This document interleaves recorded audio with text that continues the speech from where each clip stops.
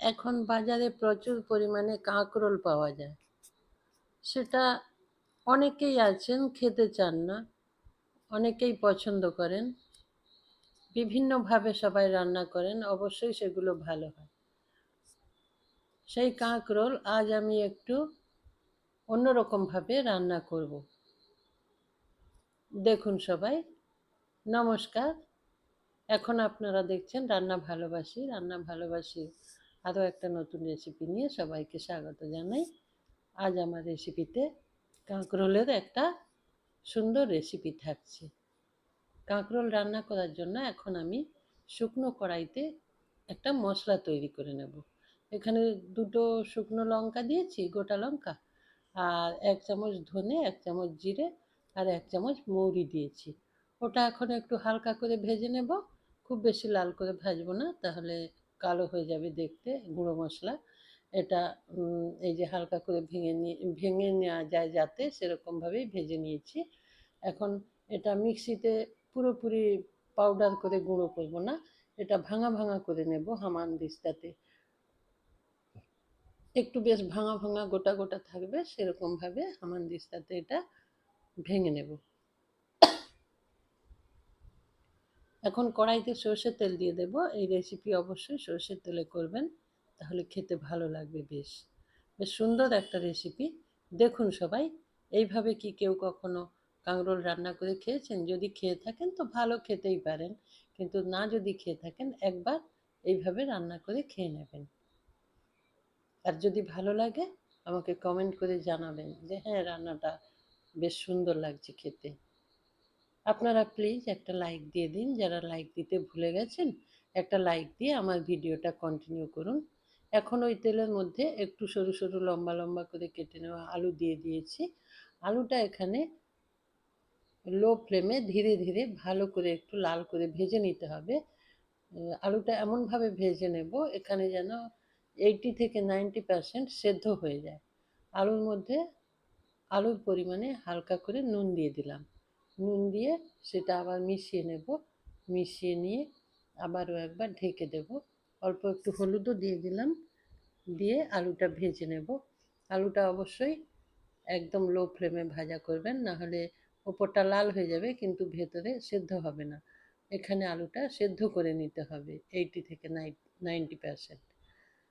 এবার নুন হলুদ ভালো করে মিশিয়ে নিয়েছি, আবারও ঢাকা দিয়ে দেব। ঢেকে আবারও 5 মিনিট রান্না করে নেব। 5 মিনিট পর দেখুন আলুগুলো বেশ হালকা হালকা লাল লাল হয়ে গেছে। আরও কিছুক্ষণ আলুটা ভেজে নেব। এখন দেখে নেব আলুটা সেদ্ধ হয়েছে কিনা। বেশ ভালো, যেরকম ভেজে নেওয়ার আমি সেদ্ধ করে নেওয়ার জন্য চেষ্টা করছি সেই রকম পরিমাণে সেদ্ধ হয়ে গেছে। এখন আর বেশি সেদ্ধ করে নেওয়ার দরকার নেই। এখন আলু তুলে নেব। হয়ে গেছে, আলু তুলে নেব।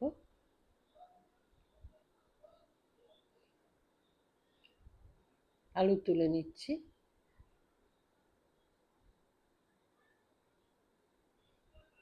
আলু তুলে নিয়েছি। এখন ওই তেলের মধ্যে কাঁকরোল দিয়ে দেবো। সেটাও ওই আলুর মতো সরু সরু লম্বা লম্বা করে এই যে এইভাবে আলুটা কেটে নিয়েছি, ওই কাঁকরোলগুলো কেটে নিয়েছি। প্রত্যেকটা কাঁকরোল 8 পিস করে করে নিয়েছি।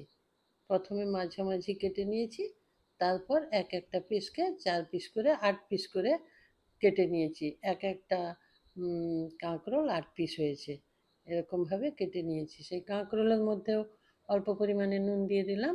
নুন দিয়ে আবার সেটা ভালো করে কাঁকরোলটাও এখানে এমনভাবে ভেজে নেব যে আলুর মতোই কাঁকরোলটাও সেদ্ধ হয়ে যাবে। সেরকম সময় নিয়ে একটু ধীরে ধীরে এটা ভেজে নিতে হবে। এটা কাঁকরোলটা ততক্ষণে আমি ভেজে নিচ্ছি। প্লিজ বন্ধুরা, যারা আমার ভিডিওটা দেখছেন একটু লাইক করে দিন, আর আমার চ্যানেলটা সাবস্ক্রাইব করে আমার পাশে থাকুন। যে সমস্ত বন্ধুরা আজ আমার ভিডিও প্রথম দেখছেন, আমার চ্যানেলটা সাবস্ক্রাইব করে দিন প্লিজ। সাবস্ক্রাইব করে আমার পাশে থাকুন, তাহলে আমি আরও উৎসাহ পাবো রান্না করার। এর মধ্যে আমি একটু হলুদ দিয়ে ভালো করে মিশিয়ে নিয়েছিলাম, দিয়ে আবারও একবার ঢেকে দিয়েছিলাম। ঢাকা খুলে এই যে দেখুন, এটাও বেশ লাল লাল করে ভাজা হয়েছে। এটা আরও একটু ভেজে নেব। আর সেদ্ধ হয়ে গেছে কিনা দেখব। এখানে কাঁকরোলও 80 থেকে 90% সেদ্ধ করে নেব। যেইভাবে আমরা কাঁকরোল ভাজা করি সেইভাবে এখানে ভেজে নিতে হবে। হ্যাঁ, যেটা বলছিলাম, প্লিজ যারা নতুন দেখছেন আমার চ্যানেলটা সাবস্ক্রাইব করে দিন, আর ডান দিকে থাকা বেল আইকনটা প্রেস করে দিন। তাতে আমার রান্নার সমস্ত নোটিফিকেশান আপনি পেয়ে যাবেন। আর আমি পাবো অনেক উৎসাহ, অনেক উৎসাহ। আর আপনাদের বন্ধুদের সাথে একটু শেয়ার করে দিন প্লিজ, তাহলে তারাও দেখতে পারবে এরকম একটা সুন্দর রেসিপি। আর আপনার যদি ভালো লেগে থাকে একটা কমেন্ট করে আমাকে জানাবেন। এই দেখুন, আবারও ঢেকে ভালো করে ভেজে নিয়েছি, বেশ লাল লাল করে ভেজে নেওয়া হয়ে গেছে। এখন এটা রান্না করে নেব। বেশ সুন্দর একটা টেস্টি টেস্টি কাঁকরোল রান্না, গরম গরম ভাতের সঙ্গে কিংবা রুটির সঙ্গে খুব সুন্দর লাগবে খেতে। একটা গোটা টমেটো নিয়েছি, সেটা এইভাবে লম্বা লম্বা দেখুন কেটে নিয়েছি। এখানে টমেটো, একটা গোটা বড় টমেটো 8 পিস করে নিয়েছি। 8 পিস করে নিয়ে সেটা এই তেলের মধ্যে খুব হালকা করে ভেজে নেব। সেটা যেমন খুব যেন নরম না হয়ে যায়, বেশ গোটা গোটা থাকবে। একটু জাস্ট কাঁচা গন্ধটা চলে যাওয়ার জন্য তেলের মধ্যে একটু নাড়াচাড়া করে নিলাম। তারপর টমেটো উঠিয়ে নিতে হবে। উঠিয়ে নেওয়ার পর এই তেলের মধ্যে আমি আবারও একটু তেল ব্যবহার করব। অল্প পরিমাণে আবার তেল দিয়ে দেব। তারপর তেল গরম হয়ে গেলে তেলের মধ্যে লম্বা লম্বা করে কেটে রাখা পেঁয়াজ দিয়ে দেব। এখানে বেশ একটা বড় পেঁয়াজ এইভাবে লম্বা লম্বা করে কেটে রেখেছিলাম, ওটা দিয়ে দিলাম। দিয়ে দেওয়ার পর ভালো করে একটু মিশিয়ে নিতে হবে পেঁয়াজটা। পেঁয়াজ এখানে হালকা করে ভেজে নেব। একবারে খুব বেশি লাল লাল করে ভেজে নেব না, আবার খুব কম করেও ভাজবো না, মিডিয়াম ভাজা হবে, হালকা লাল লাল হবে, সেরকমভাবে পেঁয়াজটা ভেজে নিতে হবে। পেঁয়াজের মধ্যে অল্প নুন দিয়ে দিলাম। নুন দিয়ে পেঁয়াজের সাথে ভালো করে মিশিয়ে নিয়ে একবার এটা ঢেকে দেব। তাহলে পেঁয়াজটা বেশ সুন্দরভাবে নরম হয়ে যাবে, কিন্তু খুব বেশি লাল হবে না। এখানে একটু ঢেকে পেঁয়াজটা ভেজে নিতে হবে। হ্যাঁ, ঢেকে দিলাম। দেখুন পেঁয়াজটা বেশ সুন্দরভাবে নরম হয়ে গেছে, আবার খুব বেশি লাল হয়ে যায়নি। এটা এখন ভালো করে আবারও একবার নাড়াচাড়া করে নিচ্ছি। তারপরে এখানে কিছু কাঁচা পাকা লঙ্কা দিয়ে দেব। কাঁচা লঙ্কা দু রকমই আছে, কাঁচা আর পাকা, সেটা ভালো করে মিশিয়ে নিচ্ছি। এইভাবে কাঁকরোল রান্না করে খাবেন, অপূর্ব খেতে লাগবে, খুব সুন্দর। গরম গরম ভাতের সাথে এটা থাকলে আর একটু ডাল থাকলে আপনার আর কোনো কিছু লাগবে না। পেঁয়াজ ভাজা হয়ে গেছে। এখন ওই যে ভেজে রাখা আলু, টমেটো আর কাঁকরোল এই পেঁয়াজের মধ্যে দিয়ে দিতে হবে। দিয়ে সব কিছু একটু ভেজে নেব। আর মিডিয়াম ফ্লেমে রান্নাটা করব। এখানে যেহেতু কোনো জলের ব্যবহার করছি না, সেই জন্য হাই ফ্লেম দেবেন না। এইভাবে কিছুক্ষণ নাড়াচাড়া করবেন। হুম, এভাবে নাড়াচাড়া করবেন। এখানে আমি অল্প পরিমাণে আবার বিট নুন ব্যবহার করব। আমি সব কিছু ভাজার সময় অল্প অল্প নুন ব্যবহার করেছি, সেই জন্য নুনটা একবার আপনারা টেস্ট করে নেবেন। আর একটু বিট নুন ব্যবহার করবেন শেষের দিকে। এই যে বিট নুন একটু দিচ্ছি, তাহলে এটা আরও বেশি, আরও সুন্দর মুখরোচক হবে। আর খুব সামান্য পরিমাণে চিনি দিয়ে দেবেন, তাহলে সব স্বাদ ভালোভাবে ব্যালেন্স হয়ে যাবে। আবার যদি আপনি মনে করেন না এই চিনিটাও ব্যবহার করব না, ঠিক আছে, তাহলে স্কিপ করে দেবেন, কিন্তু বিট নুনটা ব্যবহার করবেন। এবার বিট নুন, চিনি সব কিছু এর মধ্যে ভালো করে মিশিয়ে নেব।